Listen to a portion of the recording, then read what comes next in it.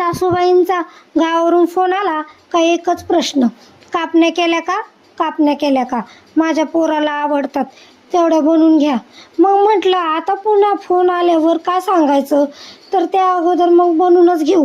तर कोणाकोणाला आहे ना गव्हाची पण करण्याची पद्धत असते बरं का, पण आमच्याकडे आहे ना बाजरीच्याच. त्यासाठी मी अगोदर बाजरीचं पीठ घेतलं, त्यामध्ये इलायची कुटून आणि हातावर चोळून टाकली.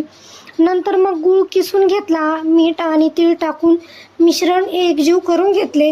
त्यानंतर मग मी थोडंसं त्यामध्ये पाणी ॲड केलं. पाणी ॲड केल्याच्या पीठ तिंबून घेतलं. इथं मी ना पीठ निब्बर तिंबलेलं आहे, पातळ तिंबायचं नाही.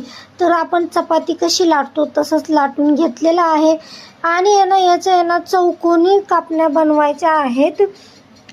कापण्या मी ना लहान असताना माझ्या आजीकडून शिकलेली आहे, त्या बनवायच्या आणि आम्ही बघत बसायचो. तर मी पण ना त्यांचं बघूनच शिकलेली आहे आणि मला आहे ना खूप जास्त आवडायच्या कापण्या त्यांच्या हातच्या. तर आज ना मला त्यांची आठवण आली. त्या सध्या आता नाही आहेत. तर मी ह्या कापण्या मी लहान असताना आमची आजी बनवायची, मी ना बघत बसायचे. तर त्यांचं बघूनच मी शिकलेले आहे. आज ना मला त्यांची आठवण आली आहे कापण्या करताना, कारण ते आज हयात नाही आहे. यांचं मध्येच चाललं होतं.